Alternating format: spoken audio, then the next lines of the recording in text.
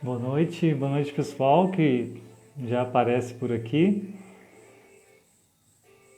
Já vamos começar a nossa conversa, só mais 2 minutinhos. Boa noite Regina, boa noite Carmen.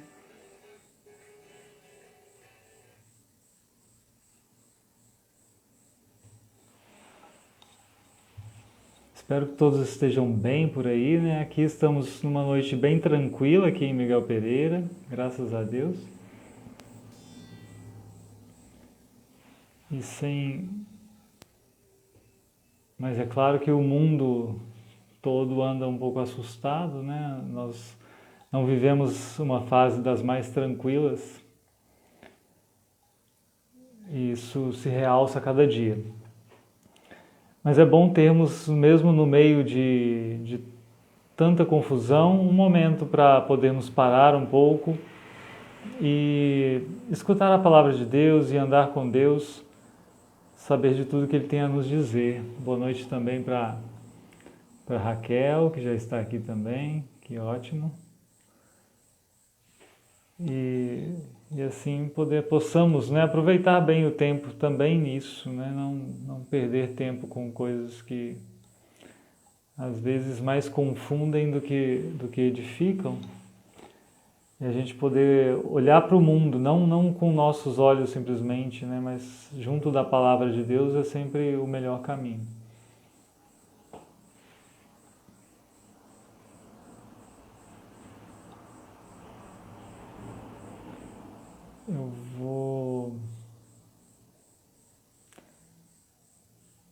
Eu vou só pedir a vocês se vocês, alguém possa dizer assim, se me escutam bem, tá tranquilo para escutar, ou está travando ou não.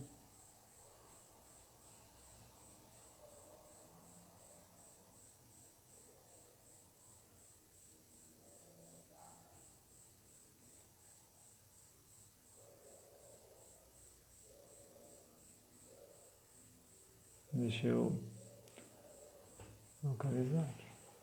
Ok. Me escutam?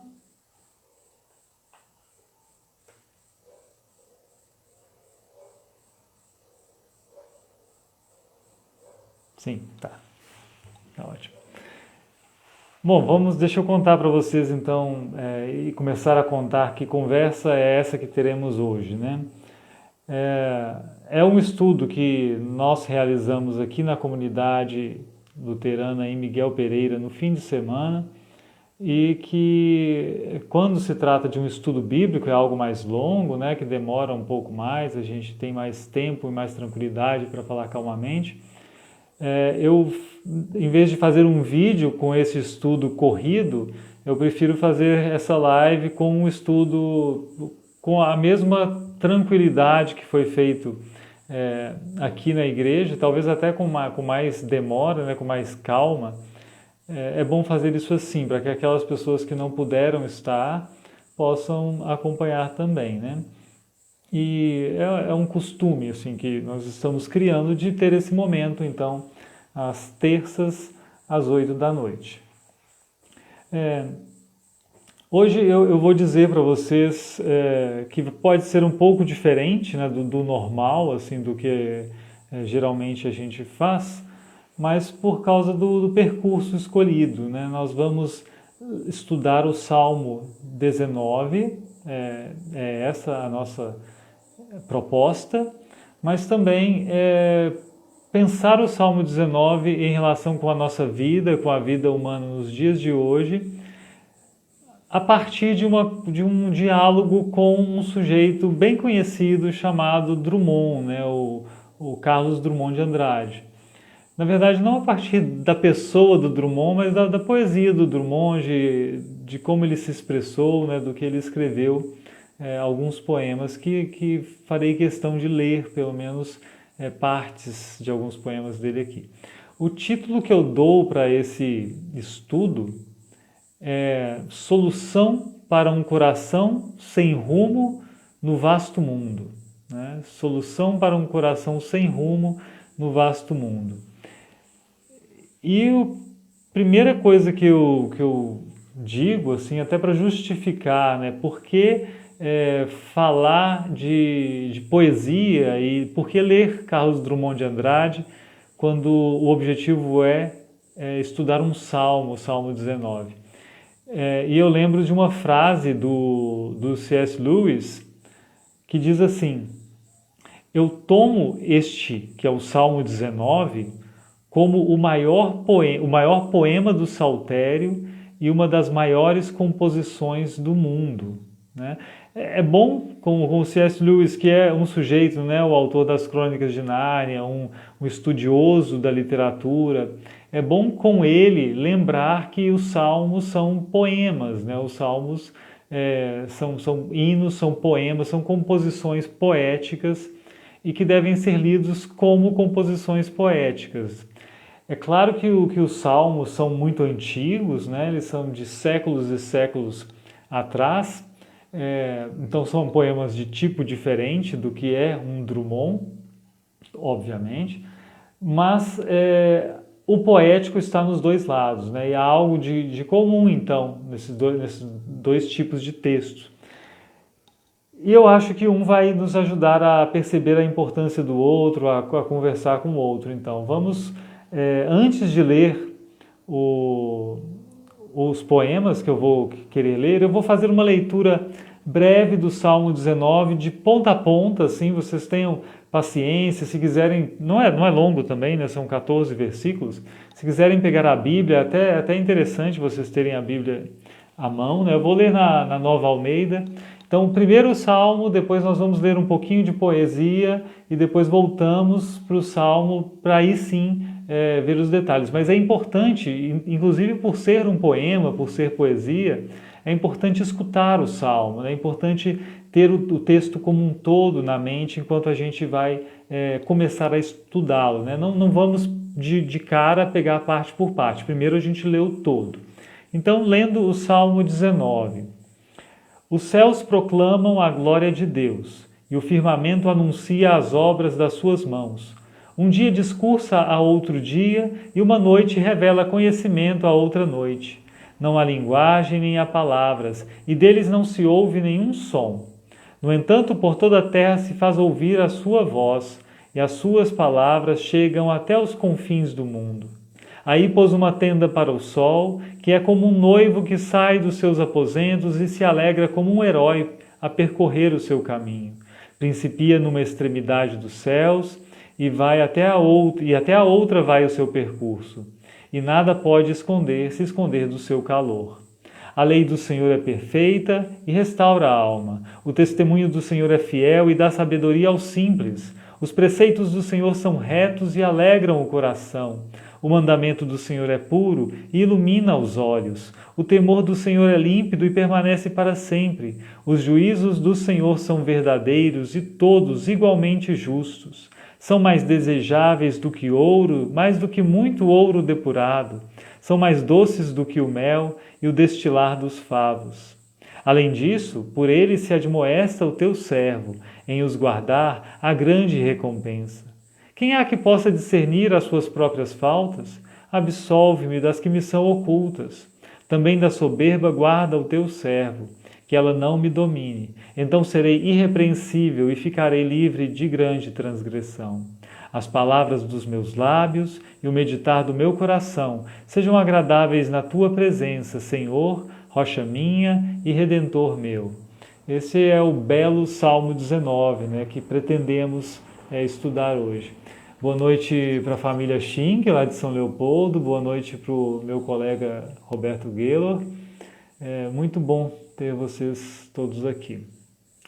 Então vamos deixar o Salmo esperando um pouquinho e vamos pensar esse coração sem rumo no vasto mundo, que é bem expresso nos poemas de Drummond. Eu vou ler uns trechinhos de alguns poemas, não é muita coisa, eu vou ler bem devagar para vocês escutarem com bastante atenção, né? Primeiro um trechinho do poema das Sete Faces, que é um poema muito conhecido do Drummond, que passeava por todos os livros de literatura brasileira, do ensino médio, do ensino fundamental, pelo menos de alguns anos atrás, né? O poema das Sete Faces começa assim: quando nasci, um anjo torto desses que vivem na sombra, disse: vai, Carlos, ser Gauche na vida. Gauche é esse sujeito que não tem muita destreza, né, que não se encontra muito bem na vida e que não tem muita habilidade de viver, na verdade, né? Esse é como o Carlos se identifica aqui, se caracteriza. Boa noite também para o pastor Jonas Flor, aqui do Rio de Janeiro, que chega aqui e nos saúda a todos. Mas o poema continua, né? E continua com uma referência bíblica aqui, né? Uma alusão, olha só. Meu Deus, por que me abandonaste, se sabias que eu não era Deus, se sabias que eu era fraco? Mundo, mundo, vasto mundo, se eu me chamasse Raimundo, seria uma rima, não seria uma solução. Mundo, mundo, vasto mundo, mas vasto é o meu coração. Daqui que eu penso no título do nosso estudo, né? E aqui ele começa com esse meu Deus, por que me abandonaste, que é o que Jesus diz na cruz, é uma frase de Jesus, mas é também o primeiro verso do Salmo 22, e ele complementa isso falando de si, né, que se sente abandonado por Deus e como um fraco, né, e aí ele reclama do mundo e da sua existência dentro do mundo. Mais vasto é o meu coração, né? Esse mundo que precisa de uma solução, né? Ele fala, se eu me chamasse Raimundo seria uma rima, não seria uma solução. Esse abandono de Deus para o Drummond, ele é muito significativo porque Drummond se identificava como um agnóstico, né? Ele não é uma pessoa de fé exatamente. Mas vamos para outro poema, né? Os ombros suportam o mundo. Esse eu acho que é dos mais... Eu vou dizer sombrios, assim, no sentido de expressar uma tristeza diante da existência, né? Olha só, os ombros suportam o mundo. Passando um caminhão aqui na rua, vocês devem escutar, mas já vai nos deixar em paz. Os ombros suportam o mundo. Chega um tempo em que não se diz mais, meu Deus. Tempo de absoluta depuração. Tempo em que não se diz mais meu amor, porque o amor resultou inútil, e os olhos não choram, e as mãos tecem apenas o rude trabalho, e o coração está seco. Esse modo de expressar um desacerto de estar no mundo de todas as formas, né? Enquanto continuamos com esse momento sarau, né, eu ainda dou boa noite para o nosso irmão Mário Geraldo, e para o nosso irmão Sérgio Marques Rittmeier, que chegaram os ambos aqui também. Um tempo depois de Drummond escrever que mais vasto é o meu coração, ele escreve Mundo Grande, e aí ele revê um pouco essa questão do tamanho do mundo e tamanho do coração, dizendo assim: não, meu coração não é maior que o mundo, é muito menor. Nele não cabem nem as minhas dores. Então, na verdade, o coração ser menor aqui não ajudou muito também, né? Não cabem as dores. Por isso gosto tanto de me contar, por isso me dispo, por isso me grito, por isso frequento os jornais, me exponho cruamente nas livrarias. Preciso de todos. É aquela coisa que meu coração é tão cheio de dor, é cheio de angústia, que eu não posso deixar isso só nele, né? Eu preciso me abrir para isso sair um pouco, aliviar um pouco, e por isso escrevo, né? Mas ele continua: meu coração não sabe. Estúpido, ridículo e frágil é o meu coração. Só agora descubro como é triste ignorar certas coisas. Boa noite, Fabrício, boa noite, Bruno. Não estranhem, que é um estudo bíblico mesmo, né? Não é um sarau, mas a gente está lendo poesia até aqui, por enquanto. E ele continua esse poema na parte final, é o último trechinho que eu leio de poesia aqui antes de voltarmos para o Salmo, depois a gente volta para o Drummond. Essa parte é um pouco mais confusa, mas olha só, ele diz assim: meus amigos foram às ilhas. Ilhas perdem o homem. Entretanto, alguns se salvaram e trouxeram a notícia de que o mundo, o grande mundo, está crescendo todos os dias, entre o fogo e o amor. Então, meu coração também pode crescer entre o amor e o fogo, entre a vida e o fogo. Meu coração cresce 10 metros e explode.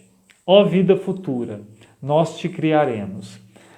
Eu acho que esse poema tem um misto de um enfrentamento do pessimismo, mas com um novo pessimismo, né? Porque esse coração que está tão cheio de angústia e tão desacertado no mundo, é esse próprio coração que vai criar o futuro, né? A vida futura nós te criaremos, somos nós, esses mesmos seres carregados de angústias, que vão ser responsáveis pela perpetuação da existência, né? Então, mesmo nesse momento, Drummond não me parece sair da sua angústia, do seu desacerto na existência, no mundo, né?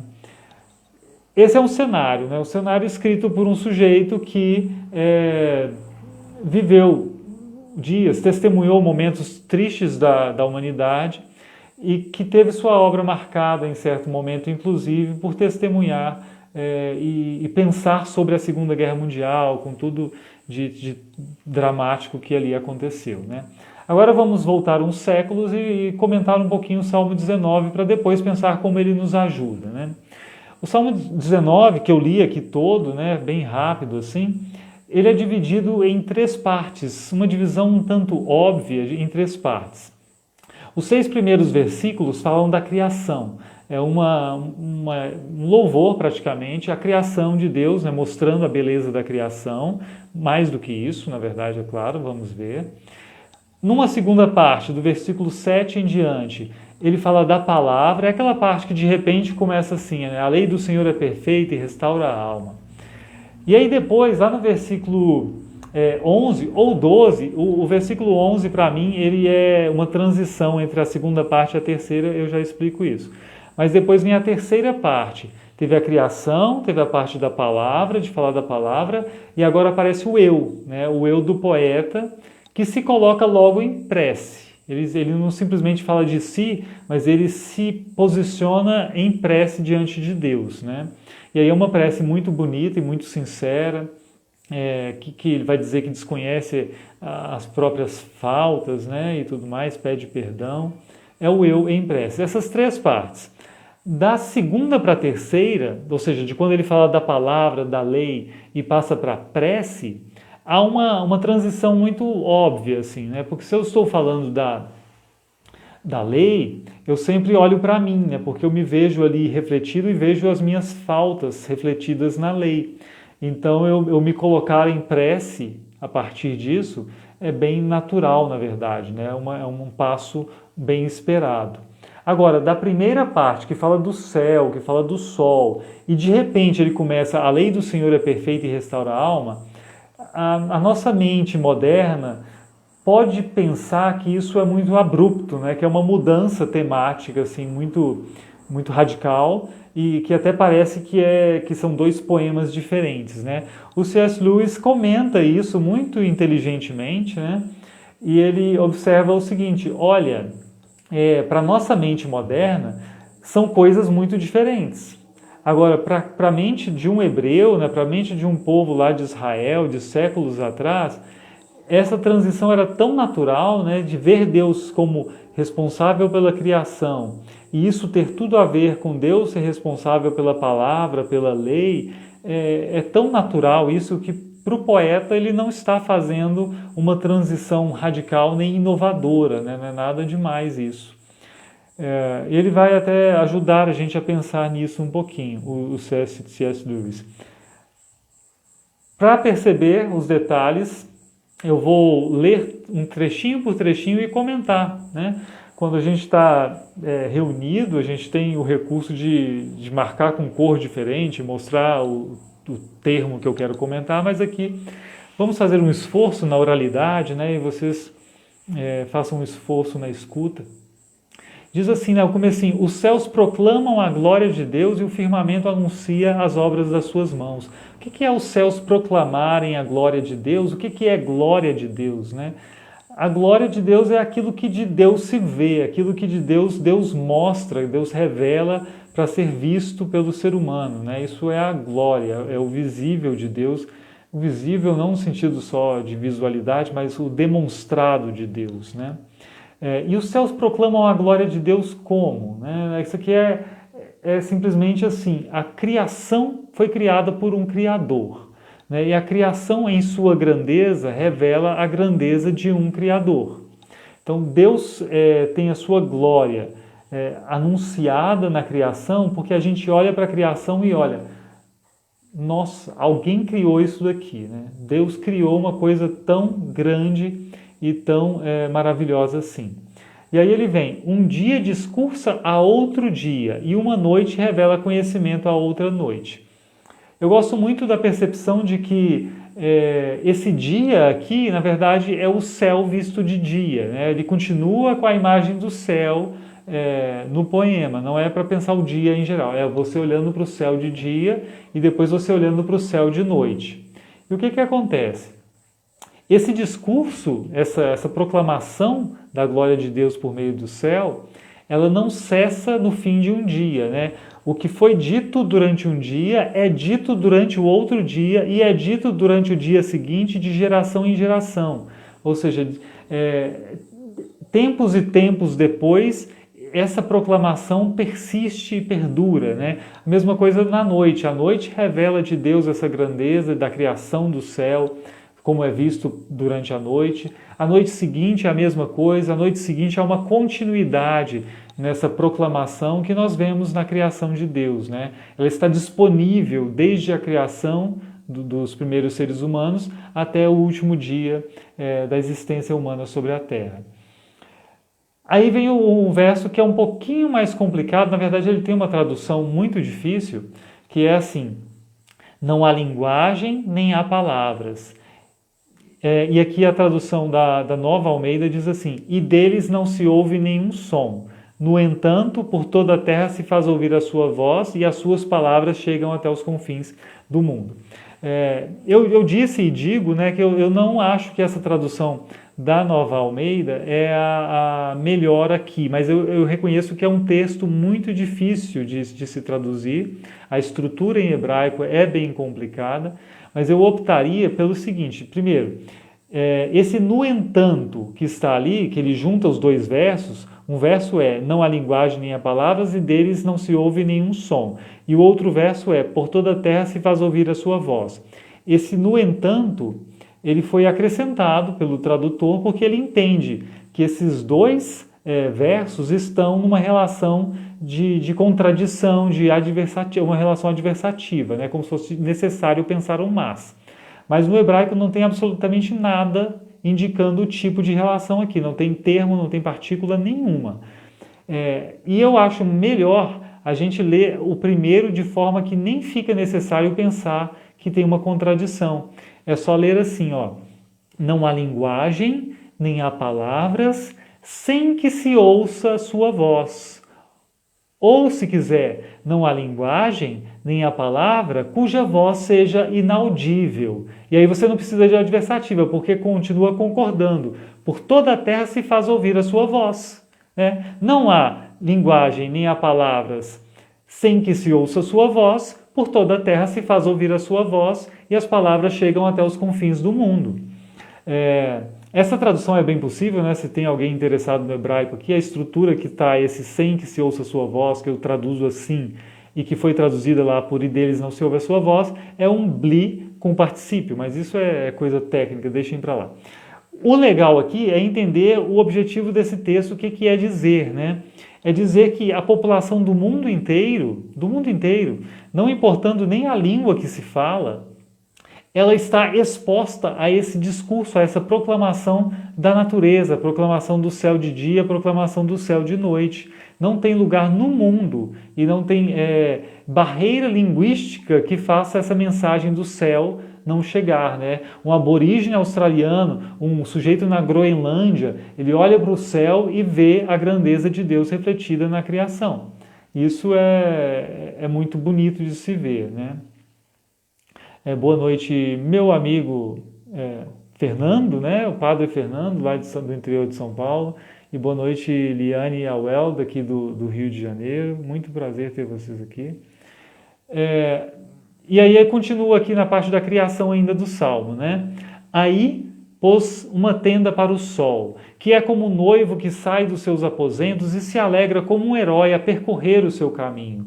Principia numa extremidade dos céus e até a outra vai o seu percurso, e nada pode se esconder do seu calor. É claro que isso aqui não é um discurso científico, né? Não, ele não está descrevendo rotação, translação, não é do interesse do poeta, né? Nem desse poeta bíblico, e na verdade não costuma ser interesse de poeta falar de ciência.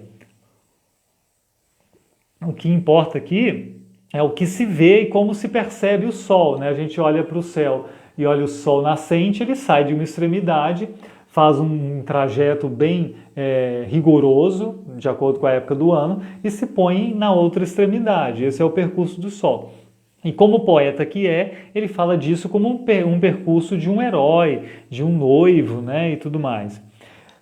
Mas é muito importante aqui o que ele diz, né, lá no final.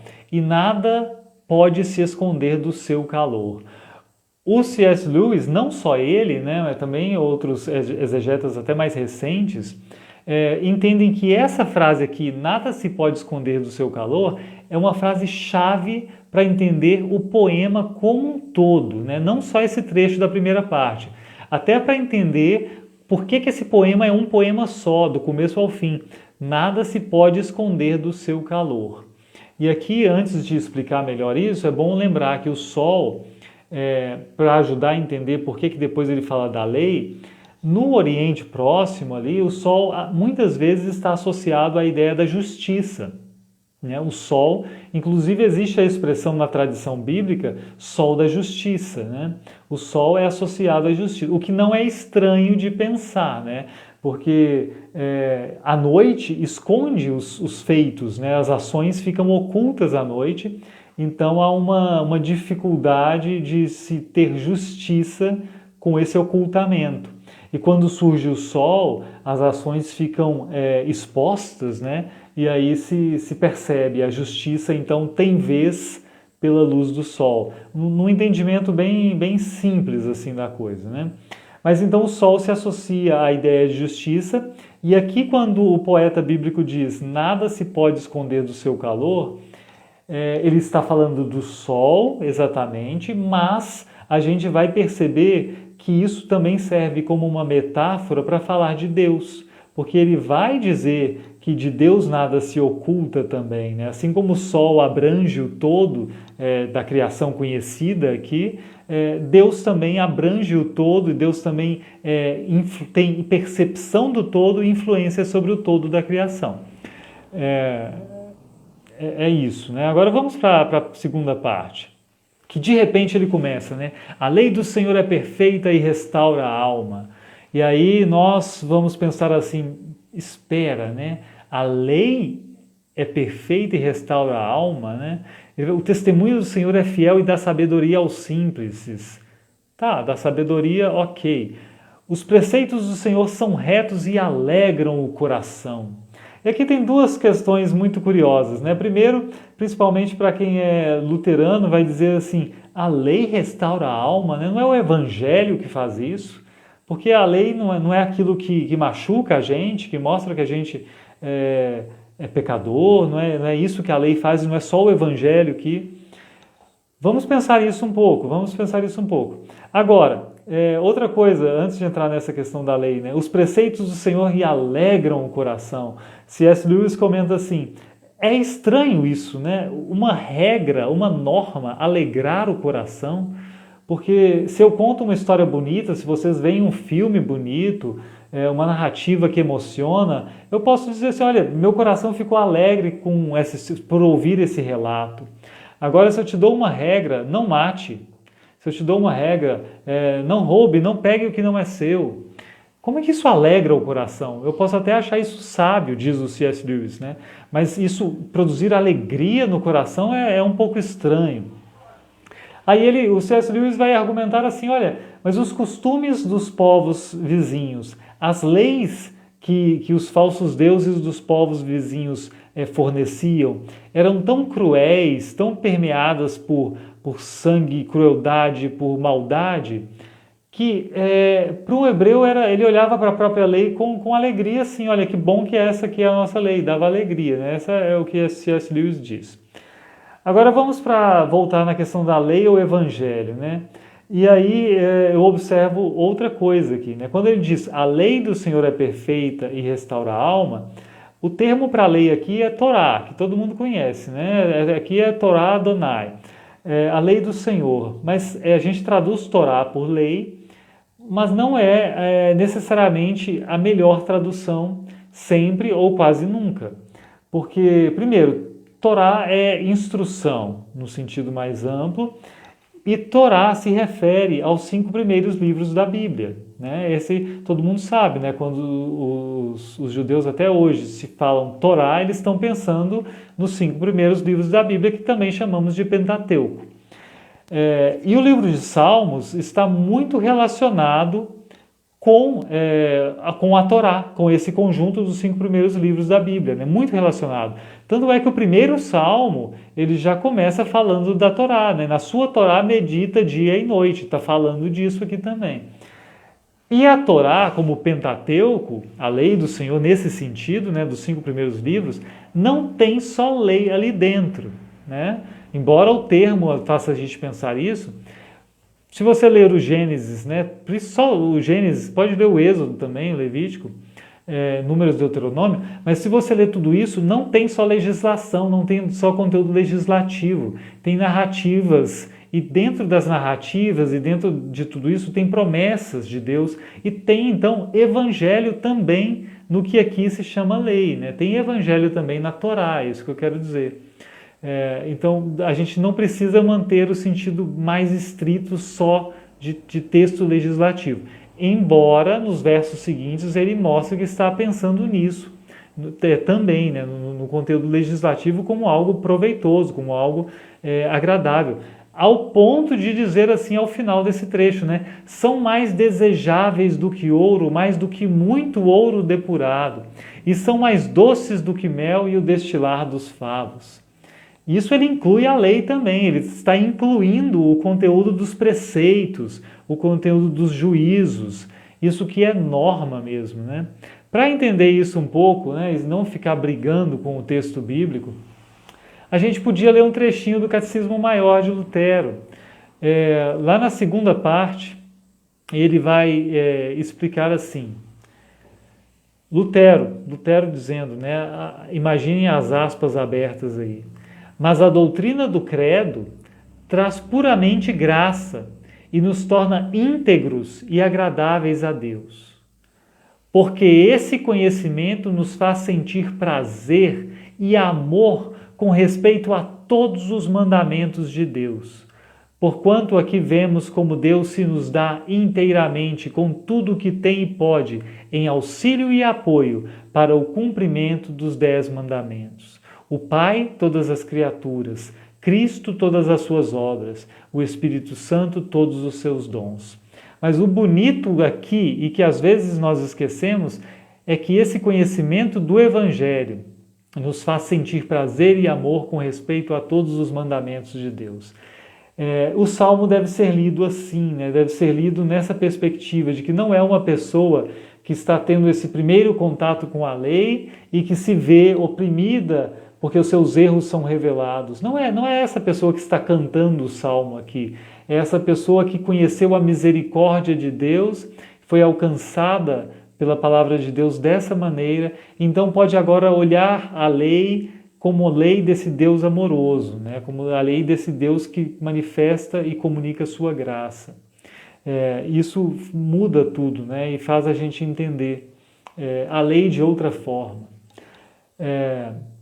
Lembrando do estudo que a gente fez, né, lembrando do que pessoas disseram aqui, é muito bom, porque no diálogo, eu acho que a Bíblia é feita para a gente estudar no diálogo, né, e isso é muito bom. Então uma pessoa disse assim, que eu achei muito bonito, quando falávamos do sol, eu lembrei agora, ela disse assim, olha, eu vejo o sol aqui, nesse texto, como um instrumento de Deus, né, como um instrumento de Deus. E eu pensei, olha, é verdade, como um instrumento de Deus, assim como a lei é um instrumento de Deus, né, que Deus usa para um propósito, né, isso é muito bonito. E outra coisa que é um exemplo que a nossa irmã Valdete deu, que eu achei muito bacana, é do trânsito, né, de por que a lei é boa, às vezes, a gente pode ver a lei como boa. E ela lembrou do trânsito, como a gente fica às vezes perdido dirigindo, se não tem sinalização nenhuma. E a gente gostaria de ter essa instrução para saber para onde vou, para onde posso ir, para onde posso seguir, sem produzir dano, sem arriscar a minha vida e a vida do outro, né? E eu lembro eu até comentei com eles naquele momento, né, com o Valdete, eu me lembro muito bem de estar dirigindo, por exemplo, em Porto Alegre e ficar, gente, para onde eu posso ir aqui nessa via, né? Eu queria saber, me contem. Isso gera uma angústia. E que bom então para o cristão é poder saber, olha, eu tenho de Deus uma instrução para poder seguir a minha vida e saber o que eu faço, né? E o que eu faço sem produzir grandes problemas. Agora vem o versículo da transição que eu disse, né, que eu nem sei pessoalmente se eu coloco na segunda parte ou na terceira parte. Geralmente se entende que ele é da segunda parte, mas vejam só. Diz assim: além disso, por eles se admoesta o teu servo, em os guardar a grande recompensa. É claro que ele está falando dos juízos, dos preceitos, dos mandamentos. Por ele se admoesta o teu servo.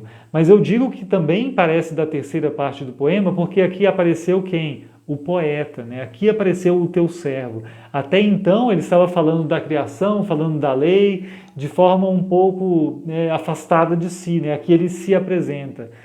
O teu servo está aqui, né? O teu servo. E aí, tem um boa noite de Neque aqui. E o Fernando diz muito diálogos nos estudos bíblicos com moderação, né? Tudo com moderação, né, Fernando? É sempre bom.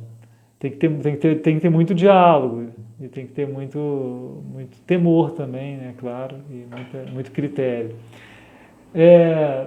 E aí vamos para a terceira parte, né? Essa pessoa que falou da criação, falou da palavra, a palavra chegou a mim, agora eu me prostro e oro, né? E diz assim: quem há que possa discernir as suas próprias faltas? Absolve-me das que me são ocultas. Eu acho isso tão bonito, porque uma pessoa que pode orar assim, primeiro, porque é bom poder orar assim, né? Eu não preciso olhar todas as minhas faltas, ter certeza de que eu contei todas, de que eu não deixei nada escondido no porão aqui da minha alma, que tudo está fora para poder ter o perdão, né? Se eu não reconheço, Deus reconhece e eu posso pedir perdão por isso. Mas quem pede perdão assim, quem se coloca diante de Deus assim, é porque sabe que Deus é perdoador, né? Porque sabe que Deus não quer nos massacrar, mas quer, por meio de Cristo, nos perdoar, né? Não é o Deus carrasco, mas é o Deus que nos acolhe e nos perdoa, né? E por isso eu digo, absolve-me das faltas, até daquelas que me são ocultas, daquelas que eu nem conheço. E ele continua assim, né? Também da soberba guarda o teu servo, que ela não me domine.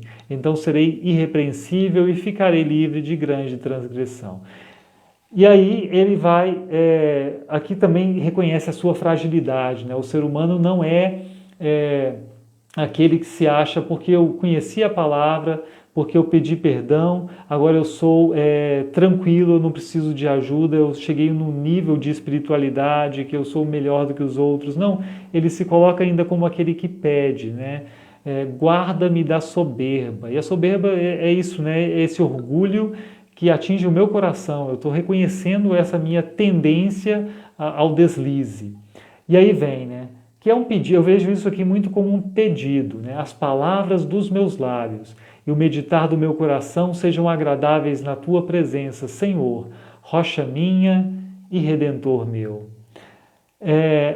O lindo disso aqui é lembrar do sol, que nada foge ao seu calor, e agora ele diz as palavras dos meus lábios, aquilo que eu expresso, mas também o meditar do meu coração. Lembrando que coração, na cultura hebraica, não é simplesmente lugar do sentimento, mas também do pensamento, né? O ser humano pensa com o coração a partir do ponto de vista da cultura hebraica.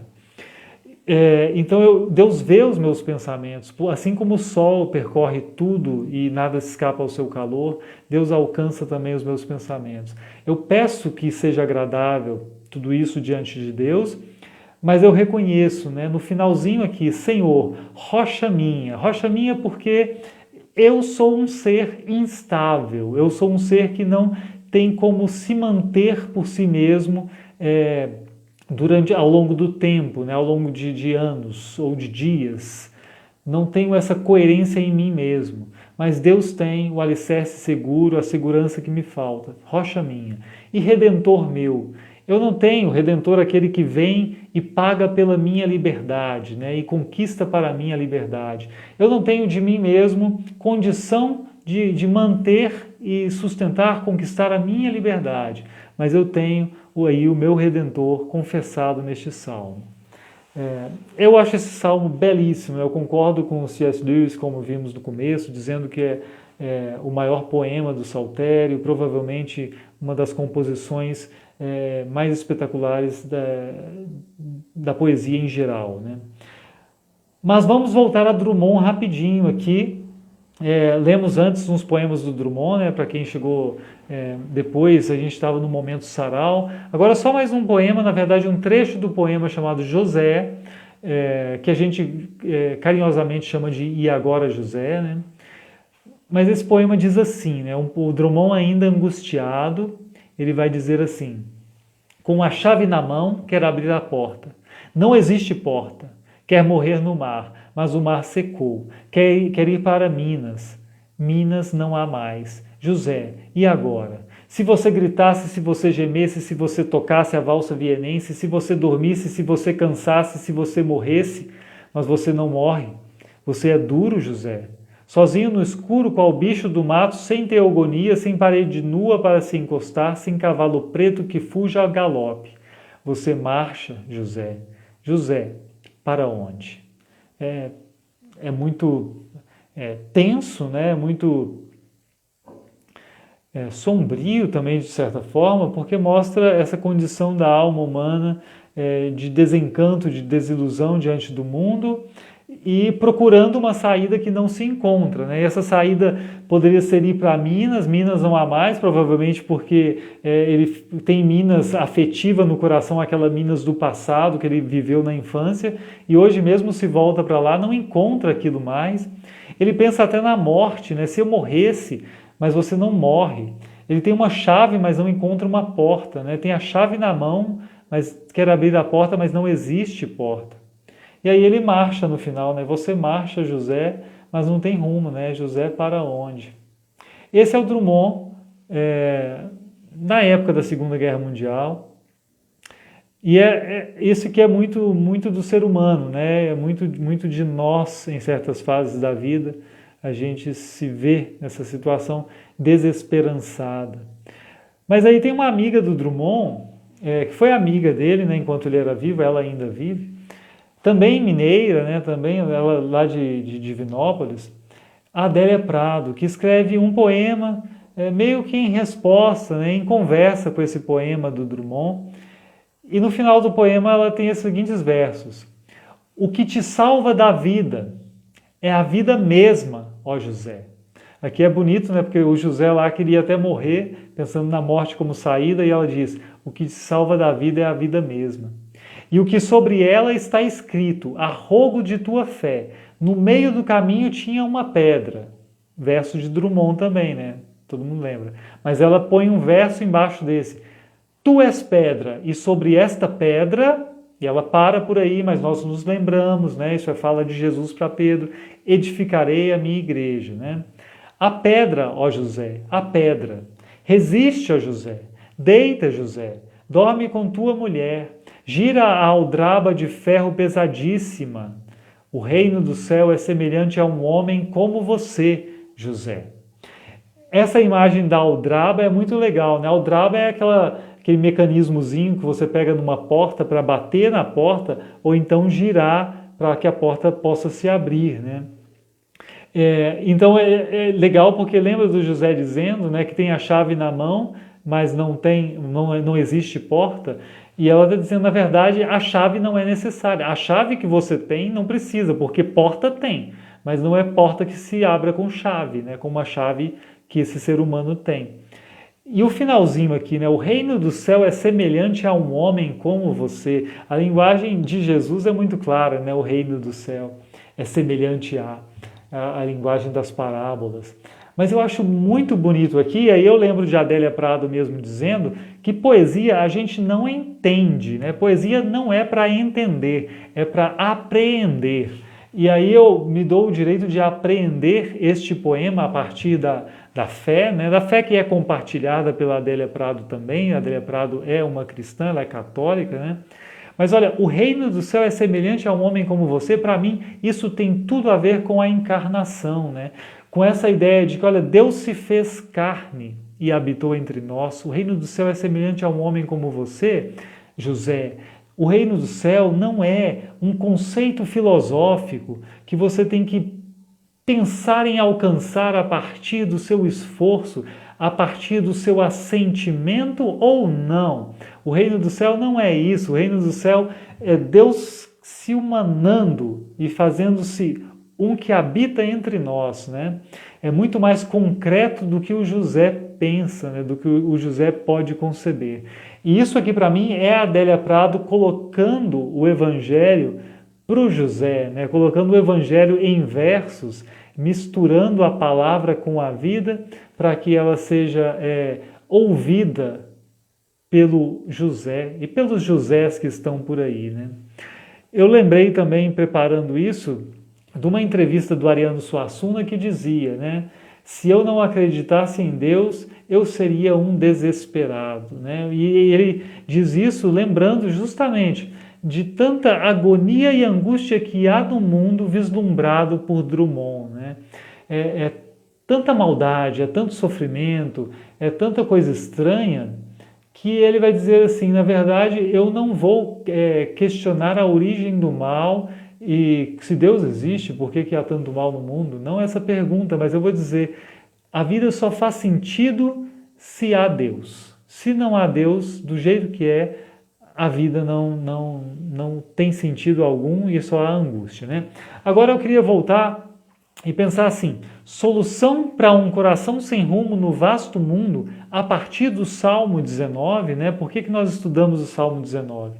E eu vou dizer que eu acho que sim, a leitura do Salmo 19, com tudo que ele tem de riqueza para nós, nos ajuda a que nosso coração não seja mais um coração sem rumo no vasto mundo.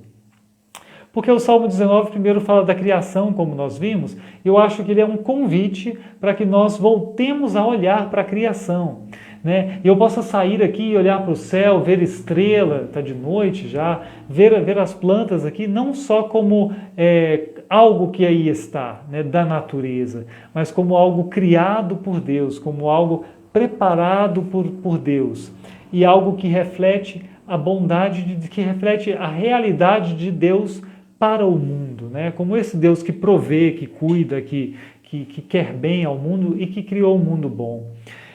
Depois eu chego na palavra, né? Também ainda no Salmo 19, a segunda parte, a lei do Senhor é perfeita e restaura a alma.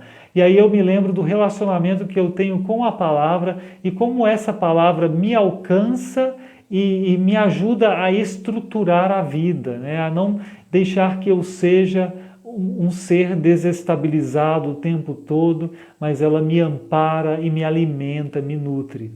E a partir disso, criação vista de novo, palavra chegando a mim, eu me coloco em prece diante de Deus e o Salmo me lembra que eu posso me colocar honestamente em prece diante de Deus, que eu posso abrir o meu coração e dizer, me perdoa, Senhor, me acolhe e me socorre, né? E posso, inclusive, dizer para Deus, está difícil, né? Eu posso clamar e pedir por socorro no momento de aflição.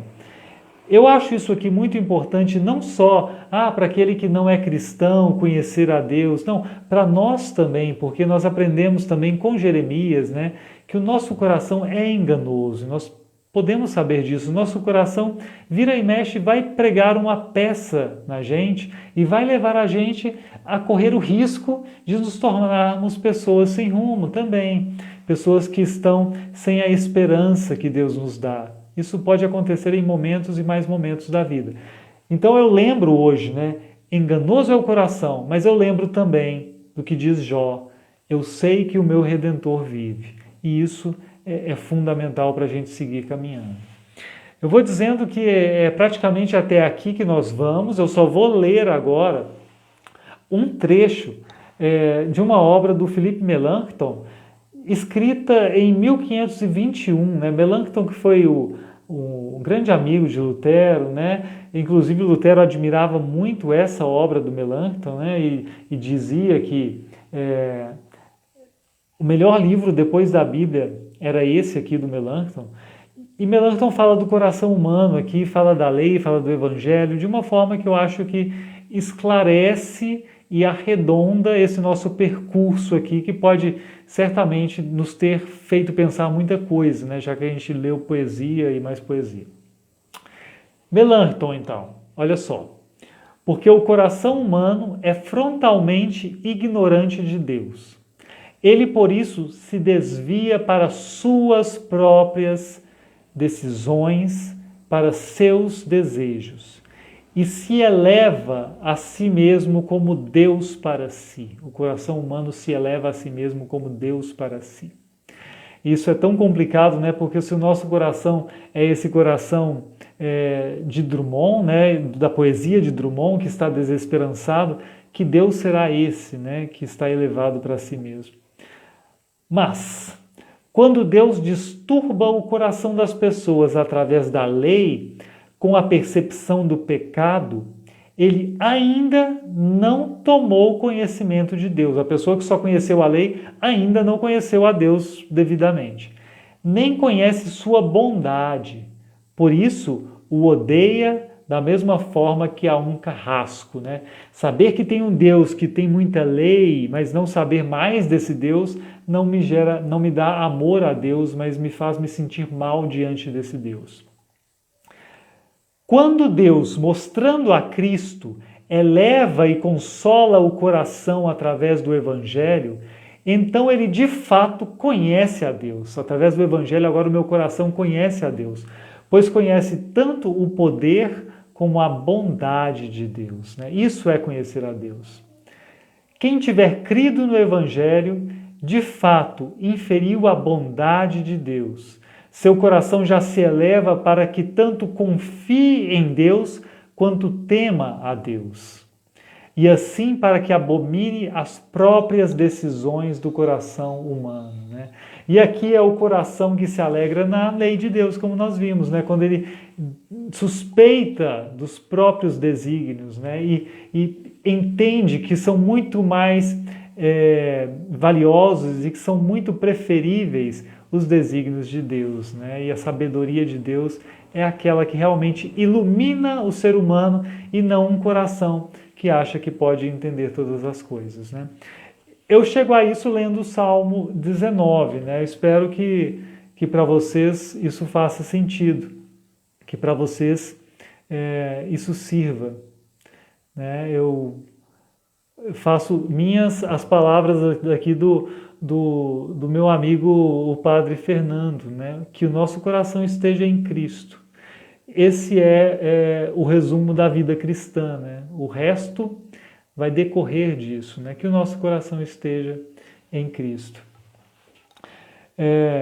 Eu agradeço, né, a companhia de vocês, pessoas, eu não consegui identificar todos que apareceram por aqui, que passaram por aqui, mas certamente fico muito feliz de saber que vocês querem compartilhar da palavra, né, que tomam um tempo para isso. Eu queria, nesse momento, então, quando nós chegamos ao final, praticamente, né, fazer uma oração, né, que nós nos coloquemos também, nós, aqui diante de Deus, em oração. Todos nós, certamente, temos nossos erros, reconhecidos ou não. Todos nós temos as nossas angústias diante do mundo, inclusive diante do mundo que padece, diante do mundo que não se entende, né, em que o diálogo se torna cada vez mais difícil. Isso nos angustia profundamente, isso fere amizades, fere relacionamentos familiares. E nós podemos e devemos colocar essa nossa inquietação também diante de Deus, como faz o salmista, né? Então, eu convido você a esse breve momento de oração também. Querido Deus, nós te louvamos e engrandecemos pela tua criação maravilhosa, pela tua palavra que gentilmente chega até nós e muda a nossa vida. Agradecemos por nos sustentares e por nos conduzires. E hoje pedimos a Ti que nos traga o Teu perdão. Perdoa-nos, Senhor, porque nós somos falhos, pessoas realmente imperfeitas. Nenhum de nós pode dizer, sou plenamente perfeito e eu me basto. Não, nós dependemos de Ti e nos colocamos diante de Ti como pessoas que precisam ser perdoadas. Confiamos na Tua misericórdia revelada em Cristo para isso. E clamamos a Ti também pelo nosso mundo, pelas pessoas que sofrem, pelas pessoas que se entristecem com outras pessoas. Clamamos a Ti para que nós possamos ser pessoas pacificadoras, que possamos mostrar a misericórdia de Cristo e vivê-la no nosso dia a dia, de segunda a segunda. Se assim o Senhor nos ajudar, assim estaremos satisfeitos, porque é nisso que nós nos firmamos, no fato de estarmos unidos a Cristo. No nome desse mesmo Jesus Cristo, nosso Senhor, que vive e reina contigo e o Espírito Santo, um só Deus, pelos séculos sem fim. Amém. Amém, então, meus queridos. Deus abençoe vocês. Deus abençoe, foi um prazer mesmo. Depois eu dou boa noite por escrito para quem eu não pude perceber aqui, né? As mensagens, os comentários sumiram pela tela, mas saibam que é uma grande satisfação. Bênção de Deus, e se Deus quiser, até a próxima terça. Não sei exatamente o tema do estudo, mas certamente é a palavra de Deus e é isso que importa, né? Um grande abraço e até a próxima.